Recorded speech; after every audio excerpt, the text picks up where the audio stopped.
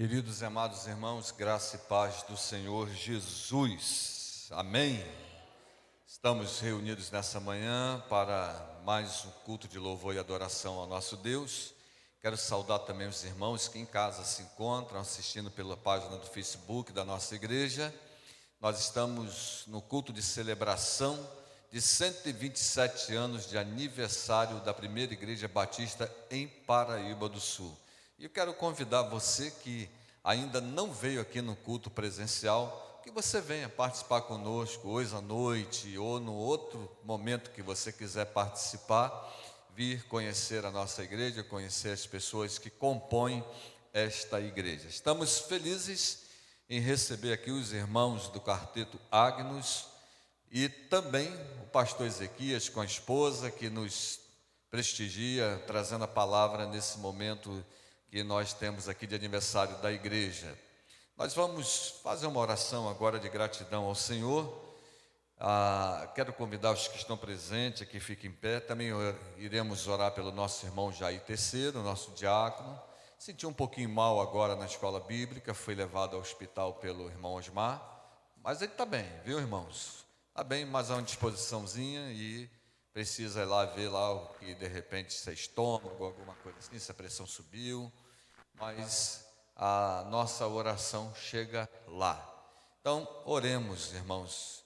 Pai, muito obrigado, Senhor, por essa manhã, que privilégio que nós temos de estarmos em Tua casa, em Sua presença. Te louvamos, ó Deus, porque tivemos aqui ontem, Deus, um culto abençoadíssimo e cremos que hoje o Senhor também irá nos abençoar, Deus, com a Tua presença bendita. Ó Deus, que o Senhor abençoe, Deus, o quarteto, abençoe o pastor Ezequias na mensagem, que toda essa programação hoje pela manhã, Deus, seja profundamente edificante para nossas vidas. Que venhamos sair deste lugar diferente da maneira que entramos. Se entramos tristes, venhamos sair alegres. Se alegres entramos, venhamos sair superabundantemente alegres deste lugar, Pai. Mas que seja uma manhã marcante para a nossa vida. Mas queremos pedir também pelo nosso querido Deus diácono, nosso irmão Jair Terceiro, que ao hospital foi levado agora, Deus, para uma consulta.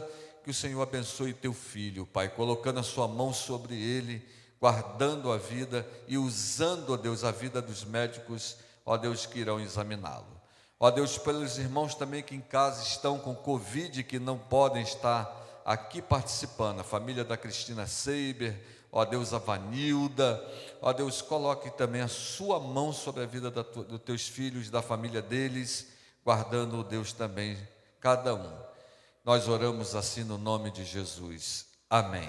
Ainda de pé, vamos recitar o nosso tema. Somos o quê? Mais do que vencedores nós somos, né? Graças a Deus por isso. Quero convidar o Quarteto Agnus, que vai estar nos conduzindo com 2 cânticos e depois a palavra está com o pastor Ezequias.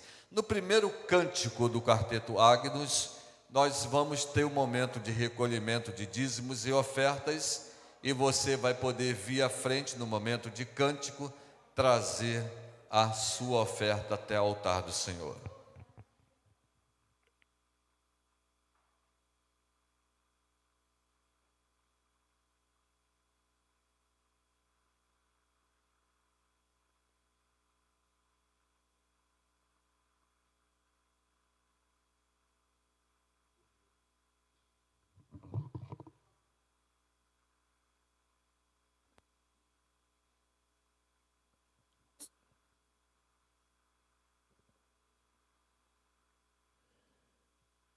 Bom dia, igreja. Para nós é um motivo de muita alegria estarmos nesta manhã, para juntos adorarmos e exaltarmos esse Deus todo maravilhoso. Para quem não esteve aqui ontem, nós somos o Quarteto Agnus, somos de Chongo. Alguém conhece Chongo?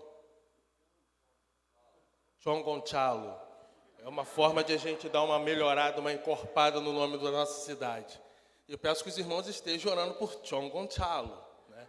Porque Chongonchalo tem uma segurança assim extraordinária. Então os irmãos esteja orando não só pelo quarteto, mas todos os moradores daquela localidade. A cidade é uma bênção. O povo é muito bom. O povo é muito bom. Mas Deus sabe de todas as coisas e pela graça desse Deus maravilhoso que Deus tem colocado aquele povo valente de pé. Amém? Quarteto Águias é cada um de uma igreja batista ali em São Gonçalo. Eu sou membro da primeira igreja batista do Rocha, pastor Lusitano. Para eu estar aqui tive que pedir a bênção ao papai. Ele mandou um abraço para o senhor. Com certeza ele vai ligar para o senhor para saber se eu estive aqui. Vamos lá. E para nós é um motivo de muita alegria. O Quarteto Águias, a gente está nessa caminhada há 19 anos. Ano que vem a gente completa 20. E tudo que acontece nas nossas vidas, eu sei que é propósito de Deus. E Deus tem abençoado não só a minha vida, a vida do Manassés, a vida do Samuel, do Leandro, está aí com a sua família.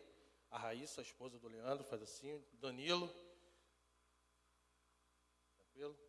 Janai, esposa de Samuel. E a Eliane, a mais nova integrante, que é a namorada do nosso amigo Manassés. Esteja orando por Manassés, porque eu já estou noivo, já estou prestes a casar. Ele tem que tomar decisão na vida dele. Então, tudo é oração, porque na última vez que eu fui em Sumidouro, Eliane falou: Caleb, a próxima vez que o tio André voltar aqui, ele já vai estar quase casado. Ó, funcionou. E a Raquel orou muito, tá? A Raquel orou muito, porque eu sou o embaixador do rei. Vamos lá. Amém? Samuel?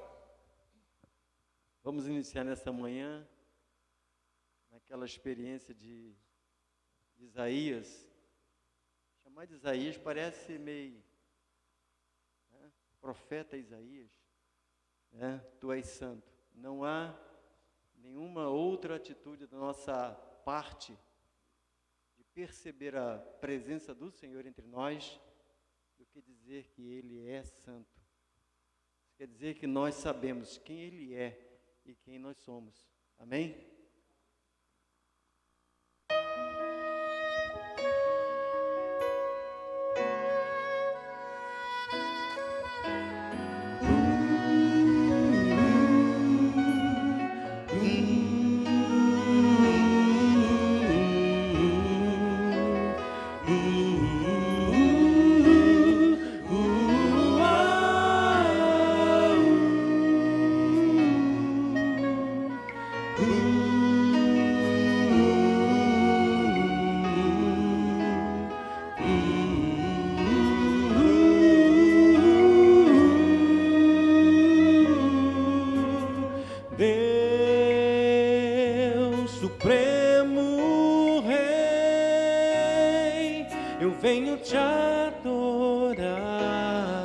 Somente a Ti, Senhor,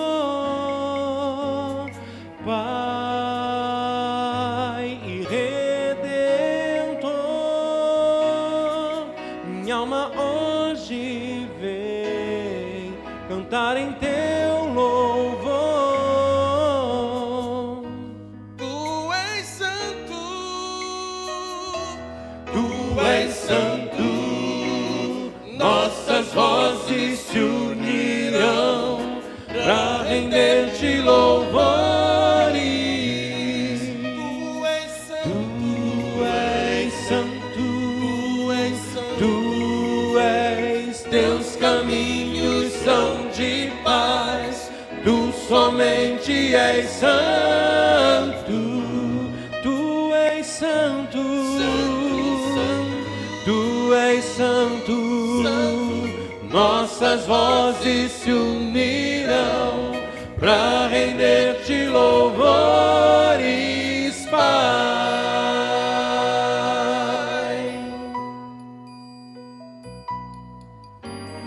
Só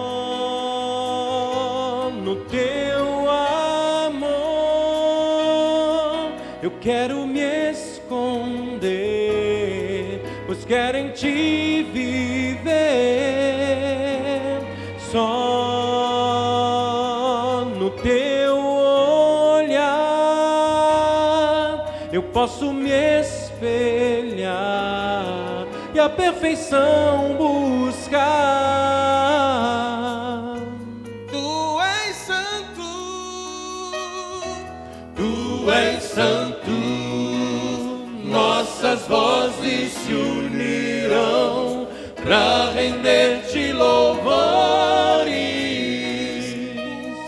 Tu és santo, tu és, teus caminhos são de paz, tu somente és santo, tu és santo,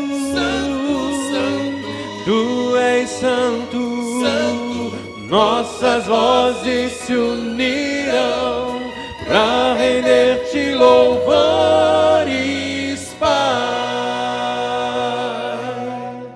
glória e poder, honra e louvor ao Redentor, que em seu trono está, digno Cordeiro de Deus.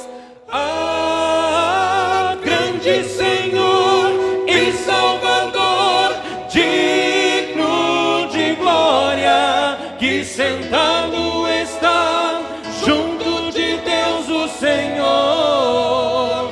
És o Criador, toda a terra e céu já formou.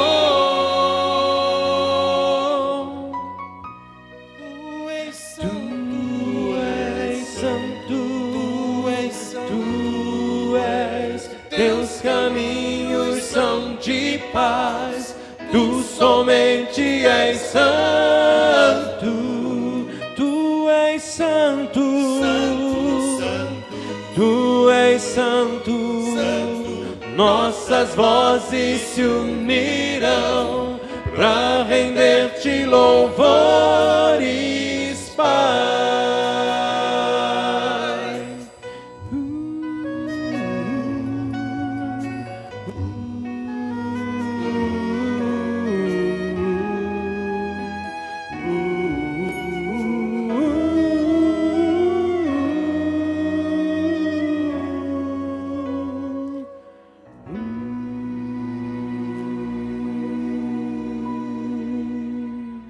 Antes desse próximo hino, uma informação se faz necessária. Nós cantamos esse cântico, o céu é Jesus. A presença, onde Ele está, ali é o céu. A gente foge daquela armadilha que o céu é geográfico, aquela geografia. Pensemos na mensagem, onde Jesus está, ali é o céu. A presença de Jesus, não há nada maior nem melhor que Ele. Um pregador dizia o seguinte, que lá em João 10, quando ele diz que Ele é a porta e a gente entra na porta que é Jesus, não encontraremos nada melhor do que Ele depois da porta. Amém?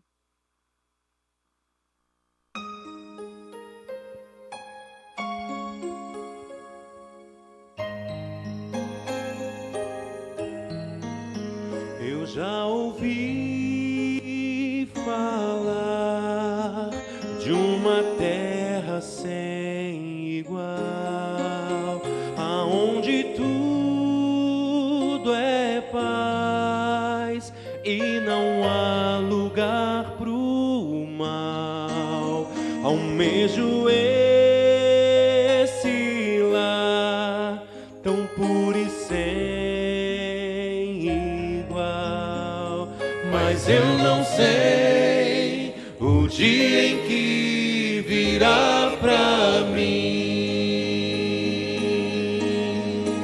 Enquanto estou aqui, começo a pensar que desse bom lugar já posso desfrutar. E quando vejo mãos se unindo, multidões cantando hino, vejo anjos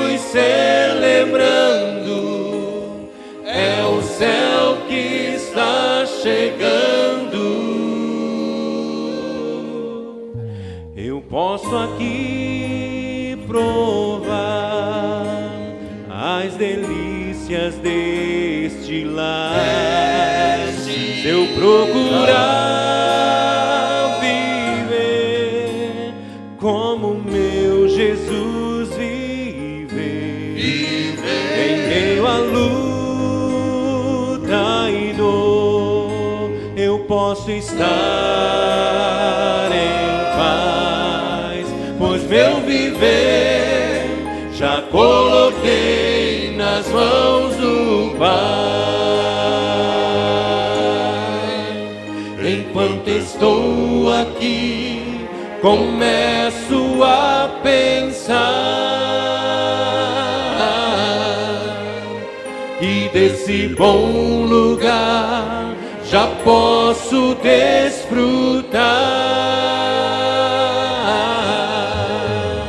E quando vejo mãos se unindo, multidões cantando hino, vejo anjos celebrando, é o céu que está chegando. O céu é aqui, se eu tomo tempo pra louvar. O céu é aqui, se eu me ajoelho para orar. O céu é aqui, se eu aprendi a perdoar. O céu é Jesus e onde Ele estiver, o céu será ali. Pois não existe céu sem Jesus e não existe paz sem Jesus. Sem Ele a riqueza do universo é sem valor. Pra queimar de cristal sem Jesus e flores que não murcham sem Jesus. Pra que viver pra sempre sem ter a companhia de Jesus? Eu volto a afirmar que o céu é aqui, se aqui Jesus está. O céu é aqui, se eu tomo tempo pra louvar. O céu é aqui, se eu me ajoelho para orar. O céu é aqui, se eu aprendi a perdoar. O céu é Jesus e onde Ele estiver, o céu será ali. O céu é Jesus e onde Ele estiver, o céu será ali.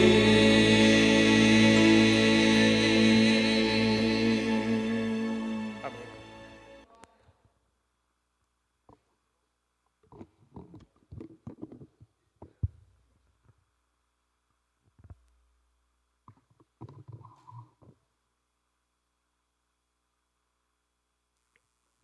Queridos e amados irmãos, vamos ficar de pé, orarmos mais uma vez, gratos ao Senhor, nessa manhã, nesse momento de que vamos ouvir a palavra de Deus através do pastor Ezequias. Ele preferiu ficar aqui embaixo, mais pertinho, né? Mais juntinho, e nós vamos orar pela vida dele, pedindo que Deus o use na sua instrumentalidade e que seja uma manhã de bênçãos para cada um de nós. Estenda suas mãos para cá, vamos orar pela vida do pastor Ezequias. Deixa eu pegar o copo primeiro, viu, irmãos?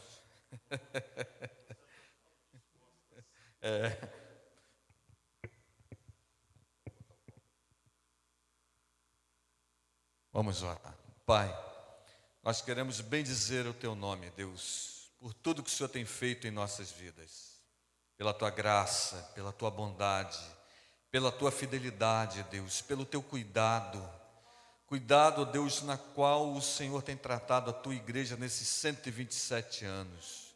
Ó Deus, obrigado, Pai. Obrigado porque ontem estivemos aqui louvando o Teu nome, e tivemos a oportunidade de sermos ministrados, ó Deus, pela Tua poderosa palavra, através do Teu Filho. E nessa manhã, Deus, nós queremos pedir, Deus, mais uma vez, use o Teu Filho, Deus, em toda instrumentalidade, capacidade que o Senhor deu, mas que a Tua palavra viva e eficaz alcance os nossos corações e sejamos nós abençoados nessa manhã, Pai, assim como fomos ontem. Que venhamos sair daqui diferente. Abençoe o pastor Ezequias, Pai, em nome de Jesus. Amém. Obrigado, pastor Carlos, obrigado, amados. Muito bom dia. Para quem eu não pude cumprimentar, como é bom uma noite de sono reparador em Paraíba do Sul e voltar a estar com vocês nesta manhã, sem sombra de dúvidas, um privilégio muito grande. Ontem o pastor Carlos apresentou rapidamente Débora. Estamos casados aí há 26 anos. Temos um filho chamado João Marcos, de 17 anos. Eu confesso que eu falo a idade do João e tomo até um susto, né? Como se eu tivesse assustado com a própria evidência de que o nosso filho já tem essa idade. Ele, por razões de escola, de agenda já pessoal, né, não tem como nos acompanhar mais, né? Já foi o tempo que quando eu saía para pregar fora, nós víamos com ele, né? Ontem nós tivemos um tempo antes do culto de orar com ele, e os amados lembrando de orar por nossa família. Sempre comento isso, né? Todos nós estamos no mesmo barco, né? Temos as mesmas aflições, as mesmas tensões.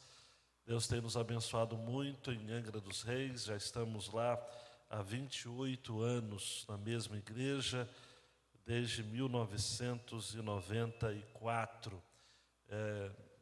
Fomos para o seminário em 93, falo fomos porque nós nos conhecemos no seminário. Débora é natural da cidade de Carazinho, Rio Grande do Sul, gaúcha, e foi fazer o seminário do Sul, no Rio de Janeiro. E eu, filho de missionários, de Junta de Missões Nacionais.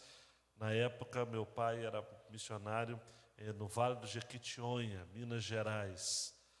E nos encontramos ali no primeiro ano de seminário. Eu era do turno da noite, ela do turno da manhã. Nós tínhamos um momento, um encontro de oração. É oração mesmo, né? Parece brincadeira, mas era oração. Às 10 horas na capela do seminário, a gente acabou se tornando mais próximos, orando um pelo outro. E no ano seguinte, em 94, eu vim para a turma da manhã, porque assumi o ministério em Angra. Então a renda melhorou um pouquinho, não muito, né? Mas já dava para sair do turno da noite e vir para o turno da manhã. E fomos parar na mesma turma, na mesma sala. E aí vocês imaginam, já se vão esses anos todos com o namoro. Orei mais ainda, e aí o Senhor nos abençoe. Em 95 nos casamos. Então a experiência aqui de quem está enrolando há tantos anos não é a mesma nossa. E casamos em 95. Então, pela graça de Deus, somos aí, já estamos juntos nessa jornada ministerial. Ontem, amados, nós trabalhamos Romanos capítulo 8, versos 31 e 39, o texto clássico e que tem a ver com a temática do aniversário. Hoje falamos do amor de Cristo por nós, por isso somos mais do que vencedores. Hoje pela manhã minha proposta é trabalhar do amor comunitário, o amor um para com o outro, em 1 Coríntios capítulo 13, que eu já convido os amados e amadas a abrirem suas Bíblias. Um texto também mais do que clássico, até entre os não crentes esse texto é conhecido, né? Então, é clássico mesmo. E hoje à noite, eu sou muito displicente com números, né? Eu falei Filipenses 1, 18 a 25, mas isso vai para uma outra série que eu volto aqui daqui a 10 anos. Hoje vai ser de 12 a 15, né? Hoje vai ser de 12 a 15 e eu vou estar falando sobre o progresso do Evangelho, né? Como que o Evangelho do Senhor está progredindo no mundo e quanto isso é de fato extraordinário saber que o Senhor está fazendo algo grande. Então, Filipenses 1, de 12 a 18, não é? Vai ser o nosso texto de hoje. E 19 a 26 fica para uma outra oportunidade, que aí Paulo já vai falar sobre o valor de entregar a vida em prol do Evangelho. Essa é a relação entre essas duas porções, e eu me confundo porque eu já preguei em uma mensagem essas duas porções macros, mas aí eu entendi que eu acabo não dando uma ênfase interessante. A primeira, Paulo fala, o Evangelho está progredindo a partir do meu sofrimento. Depois, de 12 a 18. 19 a 26, Paulo fala o seguinte, mas pensando bem, se eu estiver sendo entrave para alguma coisa que Deus quer fazer no mundo, para mim morrer é melhor do que viver. Não é? Então, é uma parte também muito interessante quando Paulo chega a dizer, Cristo será engrandecido na minha vida, né? Tanto na minha morte quanto na minha vida, algo extraordinário. 1 Coríntios 13, amados, vamos lá, é um texto formidável e eu quero fazer aqui alguns apontamentos que eu julgo serem interessantes para a gente ir para casa almoçar, mas com esse desafio da nossa mente. Sobretudo, qual o desafio central nesta passagem? De que as relações na igreja de Jesus, os relacionamentos, devem ser pautados pelo amor de Deus a nós, que excede muito mais do que os dons espirituais, mas que alicerça as nossas convicções de que a gente só vai conseguir vencer as adversidades do nosso tempo estando juntos. Né? Estando juntos. A gente precisa aprender a amar aqui. Quem não aprender a amar aqui, não vai viver o céu. Porque o céu é a expressão máxima da convivência do amor. E em amor. Né? Você não vai aprender a amar no céu, você tem que aprender a amar aqui. Aqui. Lá você vai desfrutar eternamente do amor que você expressou, vivenciou aqui. Interessante, né, meu amor, que na nossa igreja hoje pela manhã, estamos terminando a EBD agora, a lição era justamente nesse tema, como amar os que são diferentes de nós. Como amar os que são diferentes de nós. Quem quiser saber a referência, aquele livro, A Igreja é Essencial, de Jonathan Leeman e de Colin Howson, da editora Fiel. Tá ok? Pois quem quiser adquirir a obra, vale muito a pena. Vamos ao texto, então, em tela, né? Ainda que eu fale as línguas dos homens e dos anjos, se não tiver amor, serei como um bronze que soa ou como um símbolo que retine. Ainda que eu tenha o dom de profetizar e conheça todos os mistérios e toda a ciência, Ainda que eu tenha tamanha fé a ponto de transportar montes, se não tiver amor, nada serei. E ainda que eu distribua todos os meus bens entre os pobres, e ainda que entregue o meu próprio corpo para ser queimado, se eu não tiver amor, isso de nada me adiantará. O amor é paciente e bondoso, o amor não arde em ciúmes, não se envaidece, não é orgulhoso, não se conduz de forma inconveniente, não busca os seus interesses, não se irrita, não se ressente do mal. O amor não se alegra com a injustiça, mas se alegra com a verdade. O amor tudo sofre, tudo crê, tudo espera, tudo suporta. O amor jamais acaba. Havendo profecias, desaparecerão. Havendo línguas, cessarão. Havendo ciência, passará. Pois o nosso conhecimento é incompleto e a nossa profecia é incompleta. Mas quando vier o que é completo, então o que é incompleto será aniquilado. Quando eu era menino, falava como menino, sentia como menino, pensava como menino. Quando cheguei a ser homem, desisti das coisas próprias de menino. Porque agora vemos como num espelho, de forma obscura, depois veremos face a face. Agora meu conhecimento é incompleto, depois conhecerei como também sou conhecido. Agora, pois, permanecem a fé, a esperança e o amor. Estes três, porém o maior deles é o amor. Abaixe sua cabeça, vamos orar, pedir que Deus complete essa palavra em exposição ao nosso coração.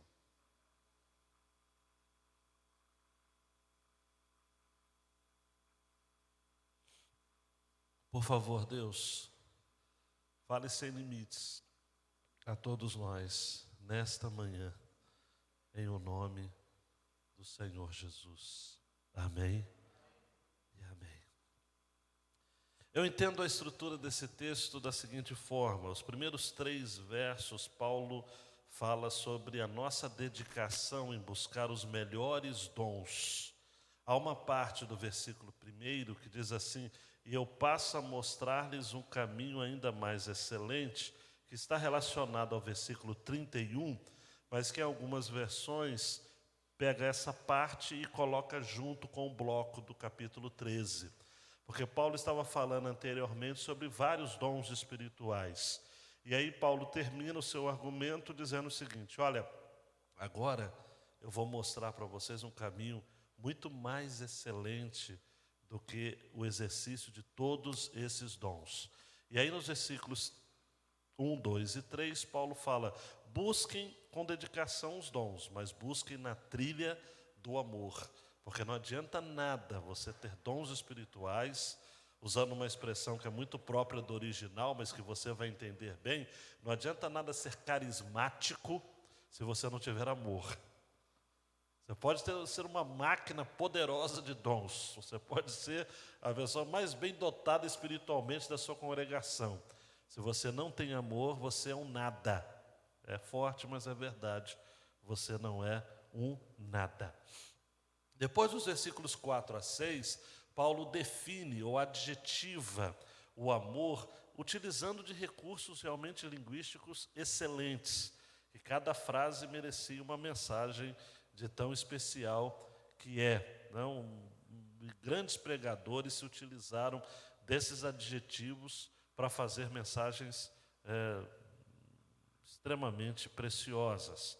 Depois eu corto o versículo 7 nos 4 tudos, para falar de que o amor cristão encontra sua força nas adversidades. Quando o amor ele é retratado junto com aquilo que é facilidade, não há destaque nenhum. Mas quando você coloca o amor em contraste com as adversidades, a beleza do amor se torna realmente realçada. Em outras palavras, o exercício do amor é notado no ambiente de contradições. É na dor que o amor sobressai. É na perda que o amor sobressai. É no sofrimento que o amor sobressai. É no contexto de desunião que o amor sobressai. Se nós queremos realmente viver a essência, a beleza do amor, nós precisamos confrontá-la com as realidades do nosso tempo. Em outras palavras, a gente não deve esperar as coisas facilitarem para nós para amarmos. Temos que amar a partir dos tempos mais difíceis. Não é? Você não precisa esperar o seu marido mudar para você amá-lo. Ame-o, que o amor vai estar criando um ambiente propício para que as mudanças aconteçam. Nós somos muito, na maioria das vezes, interesseiros no amor, mas o amor não busca os seus próprios interesses. E existem outras verdades que a gente vai pontuar. E por último, a verdade de que os dons espirituais são transitórios, mas o amor permanece. Isso nos versos 8 a 13. Muito interessante, amados. O Hernandes Dias Lopes tem um comentário nesse livro. Ele vai dizer que o capítulo 13 de 1 Coríntios é profundamente apologético, é uma defesa. Paulo escreve esse texto para corrigir os problemas que a igreja estava enfrentando. É como se Paulo estivesse penetrando na ferida aberta do pecado da igreja de Corinto, que era uma igreja com sérias divisões. Era uma igreja de grupos, era uma igreja de partidos, era uma igreja com vários donos. E Paulo então descreve essa beleza única, a única coisa, o amor, que poderia resolver todos os problemas dos crentes. Nós usamos esse texto em contextos de casamento, de relacionamentos, o que pode acontecer. Mas o propósito inicial de Paulo era falar sobre a igreja, a convivência na igreja. Os coríntios eram impacientes, descontentes, invejosos, presunçosos, indecorosos, indiferentes aos sentimentos e interesses dos outros, eram desconfiados, rancorosos, críticos. Nós não temos gente assim nas nossas igrejas, sem sombra de dúvidas, mas a igreja de Corinto tinha esse pessoal que ficava realmente torcendo para as coisas darem errado. E aí Paulo então resolve fazer toda essa argumentação para dizer o seguinte: não, a igreja precisa aprender a amar. Versículos de 1 a 3, então, busque com dedicação os melhores dons, mas isso na trilha do amor. No original, Paulo está dizendo o seguinte: olha, tenha um zelo pelos dons mais importantes. A igreja precisa mais do que o amor de Jesus, não apenas como um dom. O amor de Jesus também é o regulador de tudo aquilo que a gente vive enquanto igreja. É muito importante a gente relacionar os dons espirituais com o fruto do Espírito que Paulo vai falar aos Gálatas, em que cada fruto venha condicionado no amor. Não é à toa que o fruto do Espírito é, primeiro, o amor. E qualquer dom, mesmo na sua mais plena manifestação, nada é sem o amor. E Paulo está dizendo, amados e amadas, é de que os dons sem amor são vazios, são subjetivos, não faz diferença alguma. Por esse motivo, os cristãos devem se submeter ao controle do Espírito Santo para que o fruto do Espírito amadureça. O que faz a igreja funcionar são os dons espirituais, mas o que faz a igreja fazer diferença é o amor. O amor é o caminho para o exercício dessa vida plena de poder do Espírito Santo de Deus. É só importante destacar que, diferente de nós ocidentais, pós-modernos, que o amor é apenas um sentimento, está aí as canções falando sobre amor aí fora. Tem gente que fala do amor como um sentimento, uma emoção, frio na barriga, ou alguns até podem pensar de que o amor seria um frenesi, algo que realmente nos arrebata, mas no pensamento bíblico, amados, o amor é uma decisão, o amor é um compromisso. Para o apóstolo Paulo, o amor é o mais supremodo, excelente caminho que existe, né? O caminho do amor. Então eu ouso dizer, amados, que 1 Coríntios 13 não é um salmo do amor, como a gente costumeiramente costuma pensar, mas é um manual acerca da prática do amor na vida da igreja e no exercício dos mais diversos dons espirituais. Isso mexe com o nosso conceito de cultura, por exemplo. O amor cristão é totalmente contracultural. O amor cristão, ele é altruísta, não egoísta. É um amor que procura dar, não receber. É um amor que sacrifica, não explora. É um amor que revela a vida de Cristo em nós. Uma vida que não procura ser servido, mas servir. Quando falamos de amor no pensamento bíblico, nós estamos falando do exercício do amor no corpo. Antes de tudo, a aplicação tem que ser corporativa e não apenas individualizada. Mas na maioria das vezes, quando nós pensamos em amor, nós pensamos em uma experiência pessoal. E nós pensamos muitas vezes assim, o que a nossa igreja tem ou o que a nossa igreja não tem, no que diz respeito a recursos para ser relevante. A palavra relevância parece que nos persegue o tempo todo. E nós muitas vezes queremos pensar numa igreja apenas de uma maneira fria, calculista, empresarial.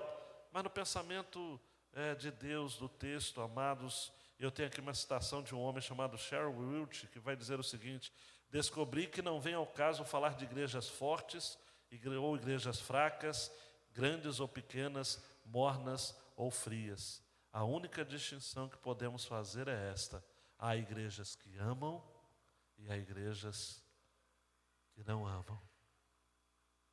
Igrejas que amam e igrejas que não amam. Por isso que os dons aqui, amados, Paulo no versículo 1 fala do dom de línguas. O versículo 2 fala sobre o dom de profecia e o dom de mistérios, de ciência e de fé. No versículo 3 ele fala sobre o dom da generosidade e fala do dom de martírio.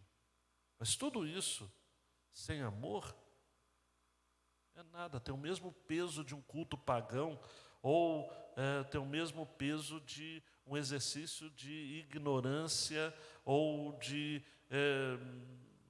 entrega por demais próxima de um martírio que poderia chamar a atenção dos homens e, quem sabe, pousar nas galerias de homens santos e de homens poderosos e místicos, mas sem efeito algum na prática verdadeira do amor de Deus compartilhado à vida da igreja.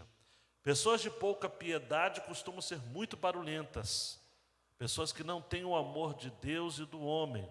Existem pessoas que têm um coração muito vazio, são como um vagão vazio, um vagão que desce violentamente por uma colina. Gente que faz muito barulho, mas não tem nada dentro. Deus não pode usar para a sua glória, amados e amadas, um cristão sem amor. Ele pode ter dom de profetizar, pode ser eloquente, pode arrebatar multidões nos seus discursos, mesmo que ele seja capaz de explicar os mistérios profundos referentes a Deus, ao homem, ao mundo, ao próprio Satanás, mesmo que ele seja versado na verdade, na experiência, mesmo que ele tenha uma fé incisiva e ousada, como o próprio Jesus, a fé que remove montanhas, se ele não tiver amor, o texto vai repetir várias vezes: de nada serei, de nada adiantará, ou como ele começa falando a respeito das línguas, será como um sino que tine o mesmo tom, o mesmo som, sem sentido algum. É tristemente possível, amados, ser até um generoso e mártir, muito mais por um desejo de autopromoção pessoal do que de fato amor de Deus, ou a Deus e ao outro também. Paulo, já no primeiro século, já vivia isso, amados. Pessoas que eram capazes de doar tudo que tinham, a própria vida. Gente que tinha motivação certa, doutrina certa. Gente que se sacrificava em prol da obra, mas não o fazia por amor. Davi Mark, ele vai dizer algo muito interessante, ele que é professor lá em Atibaia. Eu creio que haverá muitas surpresas no dia da premiação dos cristãos no céu. Porque quando nossas obras são passadas pela fornalha, creio que muito que temos feito para o Senhor será queimado tanto quanto palha. Porque muitas vezes exercemos nossos dons, fazemos nosso serviço, não pela força de Cristo, não para a glória de Jesus, não para ajudar o irmão, mas para ser visto pelos homens, para ter o reconhecimento das pessoas, para ser aplaudido e tudo mais. Versículos 4 a 6, nas características do amor, nós somos surpreendidos por algumas verdades. O amor é paciente, é bondoso, o amor não arde em ciúmes, não se envaidece, não é orgulhoso, não se conduz de forma inconveniente, não busca os seus interesses, não se irrita, não se ressente do mal. O amor não se alegra com a injustiça, mas se alegra com a verdade. Falando a respeito disso, são várias características que eu vou passar aqui, apenas a ideia no geral. O amor é sofredor no sentido de que ele é paciente. Essa paciência é uma capacidade de resistência diante do sofrimento, das circunstâncias da vida. O amor paciente, ou o amor que é sofredor, é o amor que não se dá por ofendido, não se verga facilmente. É a pessoa que é lenta para se irar, é a pessoa que tem um estupim longo, ou que quando não tem, pede muito a Deus para que Ele lhe dê. O amor não é próprio de uma pessoa estourada. E o amor é paciente, ele é bondoso, ele é benigno. Isso significa que o amor é amável. Pode parecer um exagero ou uma redundância, mas o amor é amável. E amável é ser doce com todos. Isso é benignidade. O texto prossegue ainda dizendo de que o amor, ele não arde em ciúmes, o que significa que ele não é invejoso. A inveja, amados, é um dos pecados mais mortais. Nada pode amargurar tanto o espírito humano do que a inveja ou o ciúme. O amor não se vangloria, o amor não se envaidece. O que significa isso? No original, o amor não é cheio de vento. Tem gente que parece um balão, cheio de vaidades. O amor não se envaidece, não se enche de si mesmo. O amor não é orgulhoso, ele não se ensoberbece. Em outras palavras, o amor não faz um desfile de si mesmo. O amor não se ostenta. O amor não engrandece suas vantagens ou supostas vantagens, não é? Há quem diga que o amor jamais é próprio de quem olha para o espelho cantando "grandioso és tu", não é? O amor é pelo contrário. O amor é alguém que considera o outro sempre superior a si mesmo. O amor não se porta de modo inconveniente. A ideia aqui é de que o amor não se comporta sem um esquema. Isto é, há um elemento de regra, de esquema, no modo como eu trato com o outro, não é? O amor me faz tratar as pessoas sempre respeitando determinados quadrados. Me permitam explicar assim: até onde eu vou com a minha brincadeira, até onde eu vou com a minha fala, qual o meu tom de voz quando eu estou falando com uma determinada pessoa e com uma outra pessoa. O amor não busca os seus próprios interesses. Eu estou correndo, mas é porque o texto realmente é muito interessante. Buscar os seus próprios interesses, ou não buscar os seus próprios interesses, significa que o amor não é absorvente, no sentido de que se incendeia nas qualidades amáveis do outro. Isto é, o amor ama o outro como o outro é, com suas dificuldades, com as suas incompatibilidades, não é? Você não vale nada, mas eu gosto de você, eu amo a você, não é? O amor não se irrita. Me lembro daquele ator daquele seriado, mas não se irrite. O amor não se inflama em ira.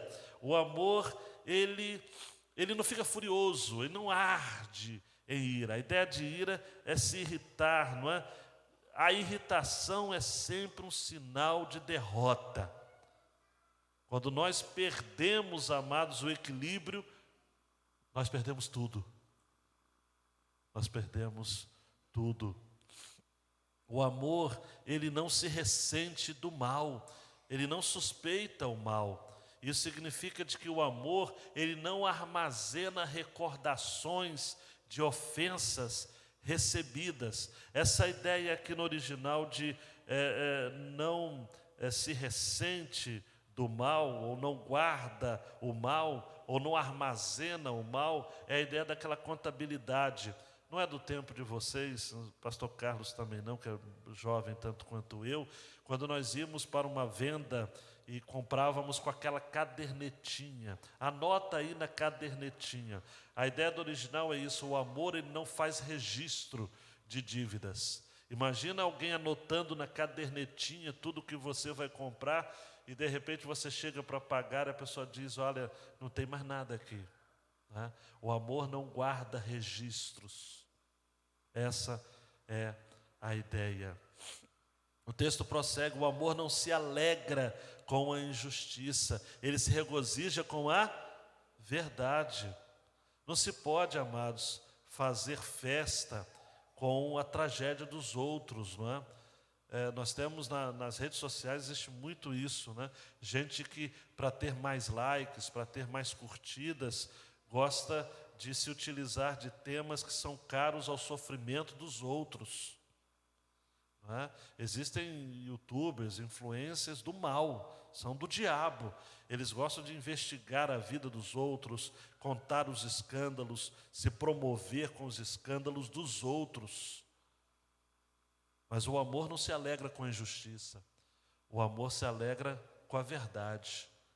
Quando um crente cai em pecado, a gente não pode comentar com risos ou com do tipo bem feito, mas nós devemos nos entristecer. Nós devemos nos alegrar sim com a verdade. O amor não se regozija diante do erro, nunca se gratifica diante do mal que sucede ao outro. O amor se regozija com a verdade daqueles que estão do lado certo, o lado da verdade.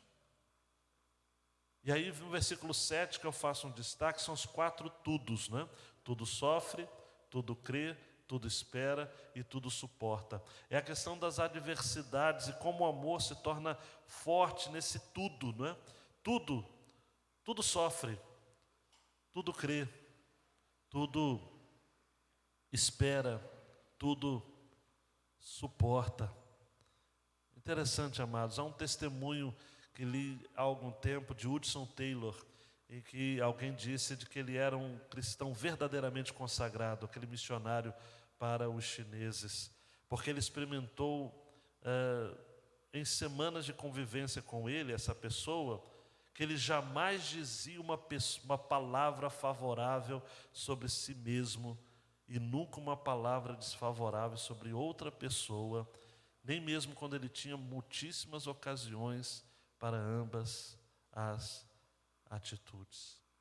Tinham coisas boas ou más, boas a respeito dos outros, de si, e más a respeito dos outros, que ele guardava para si, que ele preferia cobrir com o silêncio. Por isso que o amor tudo sofre.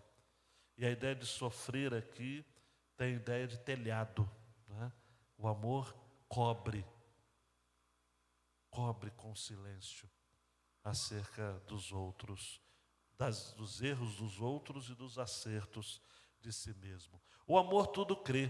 Pode parecer assim, quase que inocente Paulo dizer isso, mas o amor é crédulo. Tem gente que fala, mas pastor, não estava na cara que ele iria fazer isso. Mas eu confiei. O amor, gente, amar é sempre ser levado para trás, é ser sempre o enganado, mas nunca o enganador. O prejudicado, mas nunca o prejudicador. Ele é ofendido, mas ele nunca é o ofensor.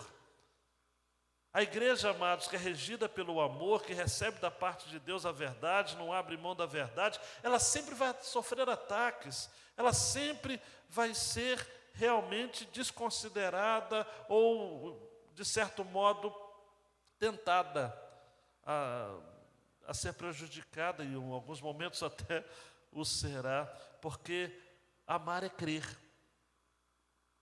Mais tarde se for o tempo, eu vou estar recitando ou citando aqui uma fala de C.S. Lewis, de que ele fala que o amor é sempre ser vulnerável.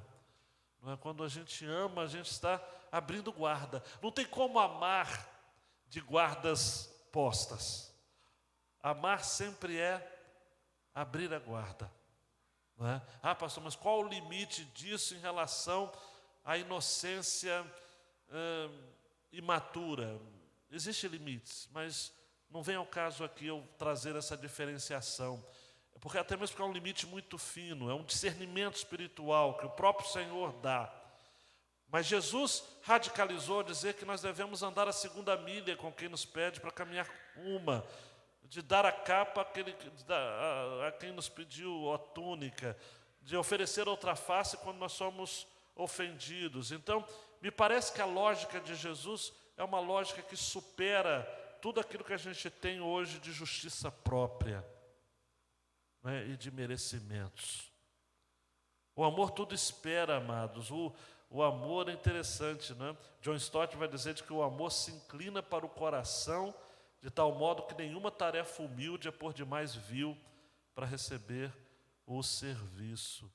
O amor, amados, é exemplificado em João capítulo 13, quando Jesus diz, o texto diz, e Jesus, tendo amado os seus, amou-os até o fim. Naquela noite, amados, Jesus cinge-se com uma toalha e começa a lavar os pés dos seus discípulos e disse que nós deveríamos também fazer o mesmo, nos importar com o outro mais do que conosco mesmos.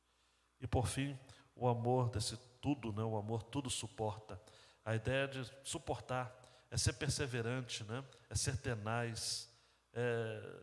A ideia aqui no original é uma palavra de origem militar, não é? A ideia é em guarda, resista, de pé, avante, resista aos assédios, do sofrimento, das perseguições, suporte tudo pacientemente. A ideia de Hebreus capítulo 10, por exemplo, versículo 36, porque necessitais de paciência, para que depois de haverdes feito a vontade de Deus, possais alcançar a promessa. E por fim, tudo o mais, amados, em termos de dons, são transitórios. E aí Paulo repete novamente uma lista de dons, no versículo 8. O amor jamais acaba. Aí o contraste, não é? Havendo profecias, desaparecerão. O dom de profecias. E olha que é um dos dons mais, até hoje, no meio pentecostal e neopentecostal, é o supradom. Quando, na verdade, o supradom é o amor, né? Havendo línguas, que também é algo muito buscado, eu conheço crentes, amados, que são depressivos, porque não conseguem falar em línguas, né? Havendo línguas, cessarão. Havendo ciência, passará. Por exemplo, amados, o que nós vivemos no mundo em relação à pandemia foi o encurvamento da ciência diante de um vírus, né? Havendo ciência, passará. Ela não tem conseguido dar explicações. O nosso conhecimento é incompleto. Versículo 9. A nossa profecia é incompleta. Mas quando vier o que é completo, quando terminar, amados, este propósito, este caminho, esse tempo, quando a redenção, que já é realidade, for consumada nas nossas vidas, quando vier o que é completo, quando nós estivermos já dotados de uma natureza espiritual que sucumbirá, ou que ultrapassará, ou que sobressairá em relação a essa realidade matéria, 1 Coríntios, né? Capítulo 15, quando o que é incorruptível, o que é corruptível se revestir de incorruptibilidade, essa é a ideia de que quando vier o que é perfeito, tudo que é incompleto será aniquilado. E chegará um tempo, amados, e não está longe, de que nós vamos viver essa realidade, num abrir e fechar de olhos. Se você tem essa esperança, diga amém. Amém. Que nós vamos viver, amados, uma realidade, multiverso vai ficar haver navios. Os universos aí, todos da Marvel, vão ficar curvados diante desse universo poderoso da palavra, da presença de Deus. E aí nós vamos viver tudo aquilo que foi cantado aqui pelo Agnus, só que multiplicado pela enésima potência. A presença de Deus é algo inaudito, não é, Samuel? Inaudito, não se tem como precisar e ponderar. E aí, amados, quando vier o que é completo, nós vamos viver um novo estágio. Aí Paulo é demais quando ele vai falar no versículo 11 sobre essa relação de menino. Ele está falando aqui acerca das etapas da humanidade. Ele não está falando de si mesmo, ele está falando da humanidade. Quando a humanidade era como menino, falava como menino, sentia como menino, pensava como menino. Mas quando essa humanidade chegar a ser homem, no sentido de plenitude, as coisas de menino, tudo vai fazer sentido. Vai ser incrível. E aquilo que a gente vê como no espelho, e espelho, não pensa no espelho de hoje. Hoje o espelho você não vê obscuramente, né? Mas o espelho da época era de prata polida. Não dava para você ver nada. Era apenas um vulto ali. Nós vemos como por espelho. Nós temos uma visão muito limitada, mas nós veremos face a face. Agora, Paulo dizendo, o nosso conhecimento é incompleto. Tem coisas que a gente não sabe, não vai saber. Perguntas que nos fazem, como vai ser isso, como vai ser aquilo outro. Fala, não sabemos, absolutamente. Temos ideias. Esses dias, no almoço, nós estávamos conversando sobre o surgimento do anticristo, as dispensações, teologia pactual, esses assuntos que só pastor doido que gosta de conversar durante o almoço. Mas, ao final, nós falamos o seguinte, gente, isso é suposições, nós estamos falando aqui amilenismo, pré-milenismo, mas, na realidade, nós sabemos tudo de modo muito limitado, incompleto. Chegará um tempo que nós vamos conhecer como também somos conhecidos.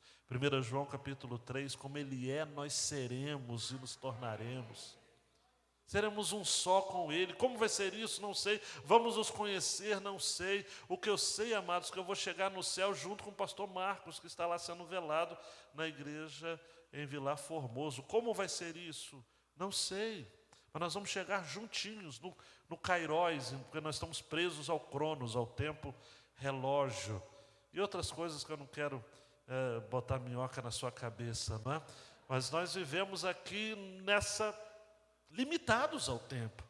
Mas existe uma realidade enorme. Hebreus capítulo 11 vai dizer de que o que é visível foi feito daquilo que não se vê. Então há uma realidade eterna que transita entre nós, mas nós só conhecemos um pouquinho só. Um pouquinho só.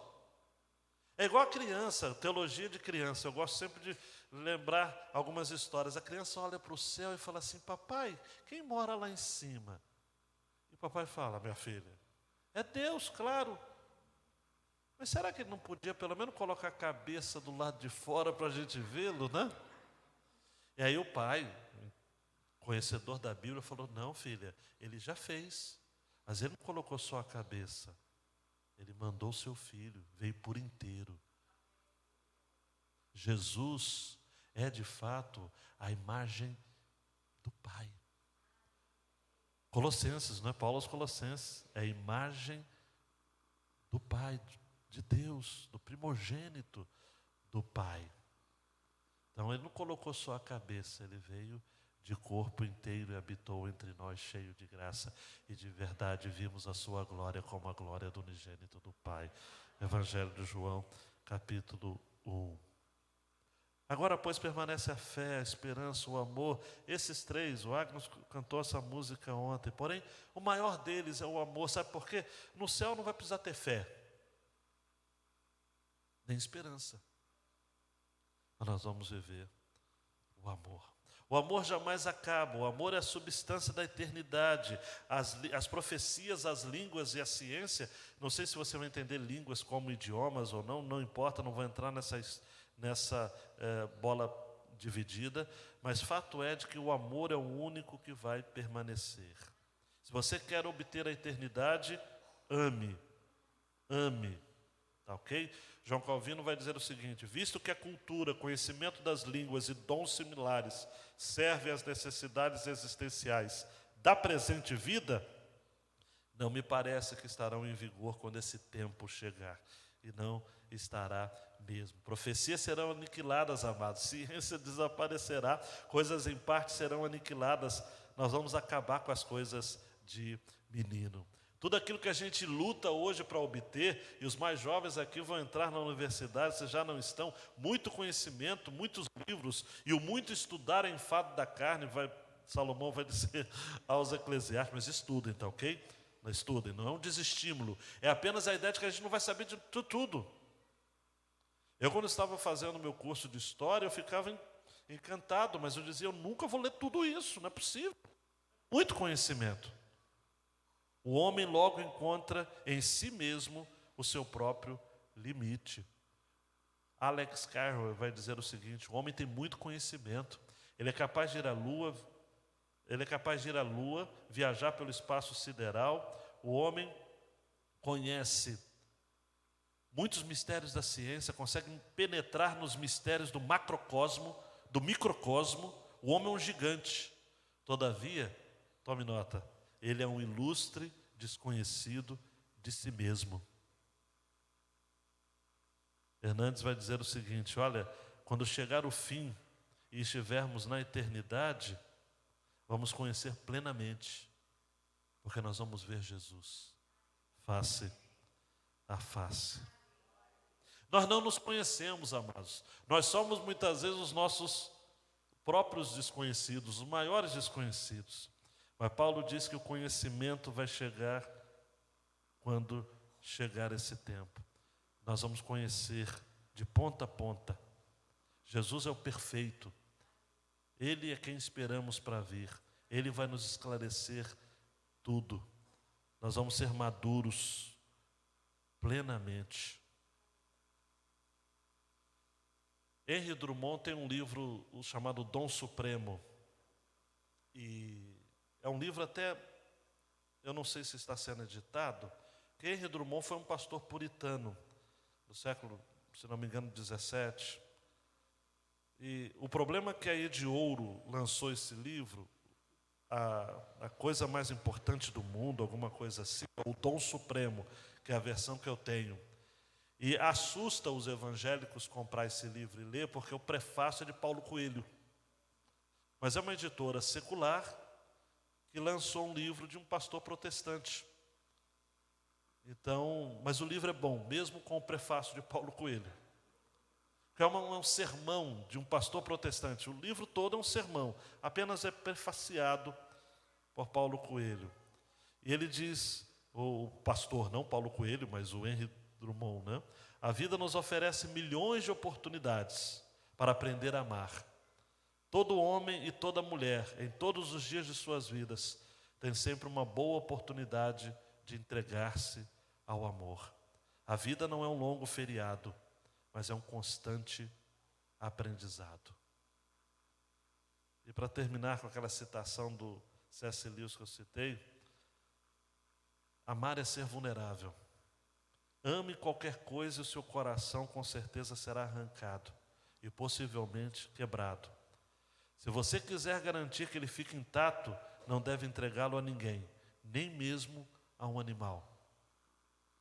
Envolva-o cuidadosamente com passatempos e pequenos luxos. Evite todo e qualquer envolvimento. Guarde-o em segurança no cofre ou na caixa do seu egoísmo.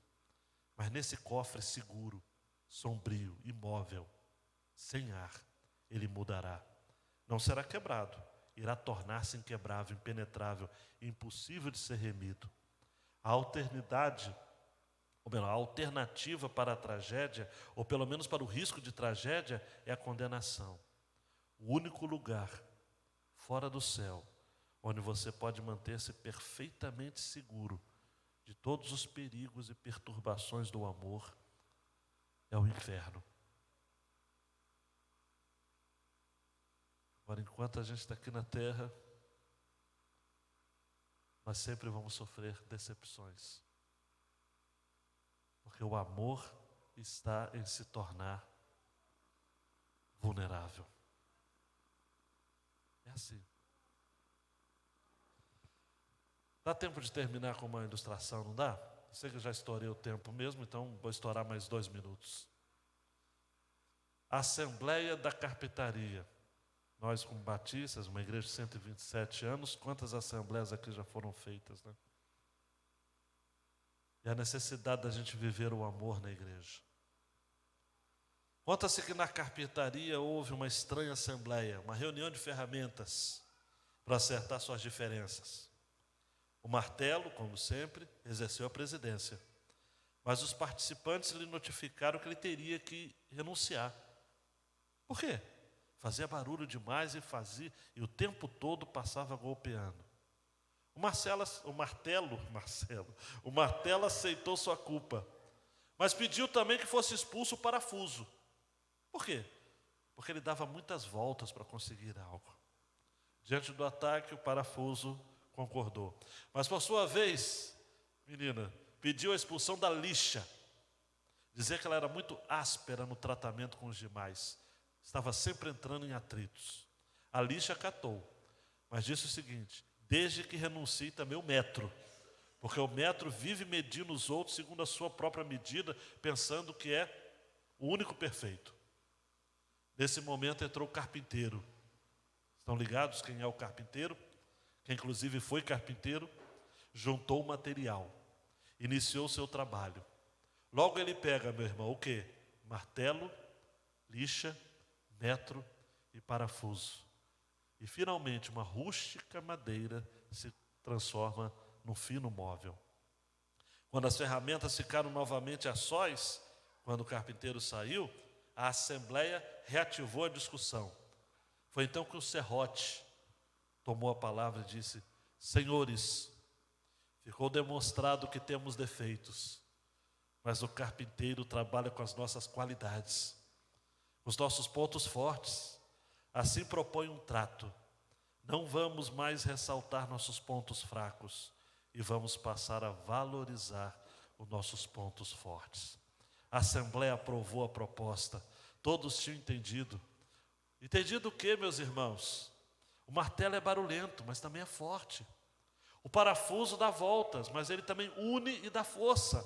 A lixa é áspera, mas serve para limar e afinar asperezas. O metro sempre mediu os outros, mas era preciso e exato. Todas essas habilidades eram necessárias para o trabalho em conjunto. Logo se sentiram como uma equipe capaz de produzir móveis de qualidade e sentiram alegria pela oportunidade de trabalharem juntos. Isso é que é a igreja. Esse é de fato o sentido da igreja. Somos diferentes e por conta da diferença de cada um, temos que exercer o amor de vez em quando, sempre. Amemos, amemos e amemos. Posso terminar a mensagem dizendo o seguinte: não desista de amar. Amém? Vamos orar? Deus, que bênção, que manhã poderosa que o Senhor nos dá. E possamos realmente sair daqui cheios, plenos dessa verdade santa, de que amar é tudo, amar é necessário. Uma igreja não vai além do que a sua capacidade de amar. No mundo tão polarizado, tão patrulhado, nós estamos aqui para dizer que juntos, nas mãos do carpinteiro Jesus, podemos fazer grandes coisas. Obrigado porque a mensagem de ontem, o amor de Jesus por nós, dá prosseguimento à mensagem de hoje, o amor que exercemos uns com os outros. E fará conexão com a mensagem de logo mais. Por conta disso, ao progresso do Evangelho para o mundo. Ajuda-nos, ó Pai, a entendermos bem isso. nas comemorações deste tempo de aniversário, em o nome do Senhor Jesus. Amém e amém.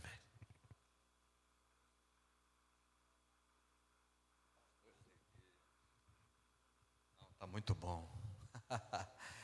Grupo Agnus aqui na frente. Coisa muito boa, né, irmãos? A gente ouviu uma palavra dessa. Eu fiquei assim sensibilizado pela palavra, pastor Ezequiel. Vou te trazer daqui a 5 anos, não mais 10. Ah, melhorou. Tá bom? A noite pode cair para 3. Pode cair, vai diminuir. Se possível, ano que vem, viu? Já melhorou mais ainda. Irmãos, vamos ficar de pé, vamos orar. Depois você senta para encerrarmos com o cântico aqui com o Grupo Agnus. À noite tem mais, irmãos, tem mais dos céus sendo ministrado na nossa vida. É por isso que eu trago palavras no grupo, incentivando a estar aqui, participando da programação, porque nós somos muito abençoados, irmãos, muito abençoados, em termos de palavras tão ricas aos nossos corações.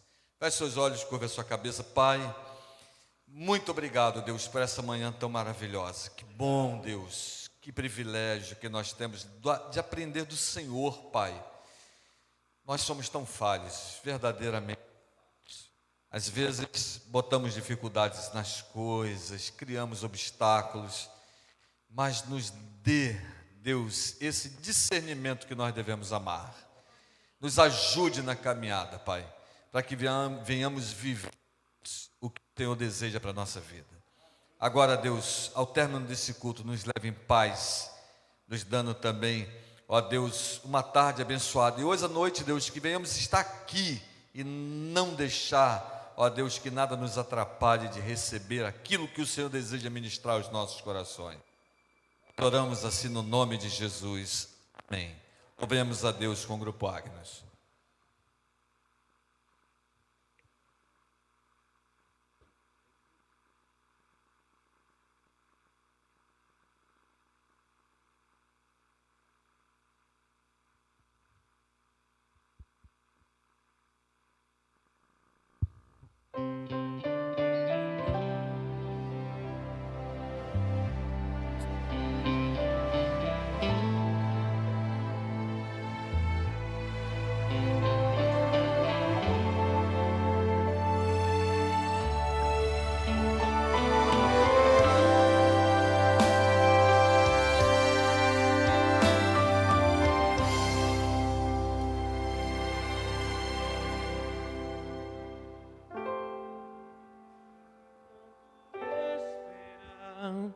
Escutei uma voz do céu,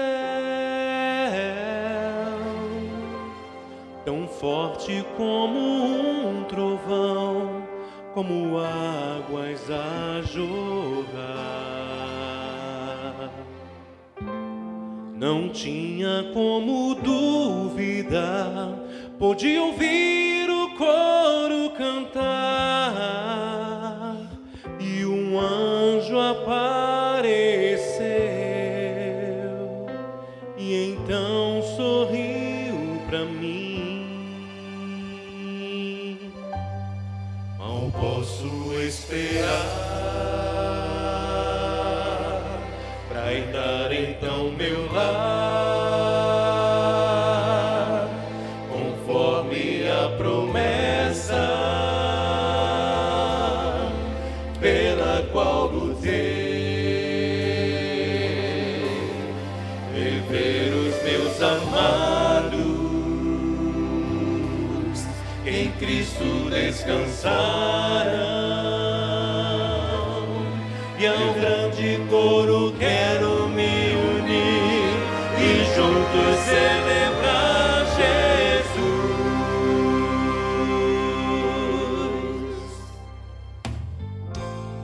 Não posso nem acreditar que meus olhos podem ver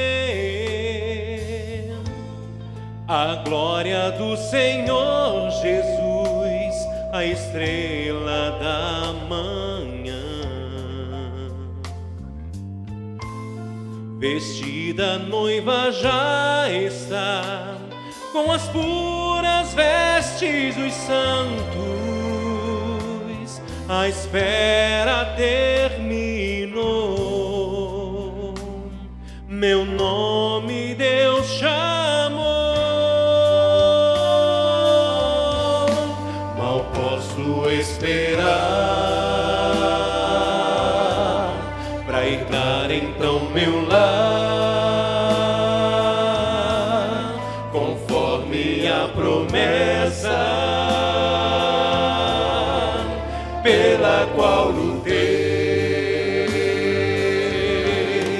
rever os meus amados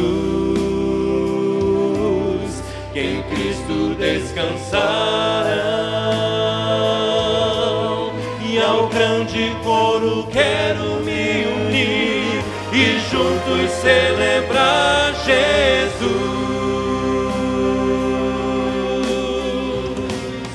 Então vou abraçar, estar juntinho aos meus, chorar, sorrir, cantar, pois o dia enfim chegou. Não posso esperar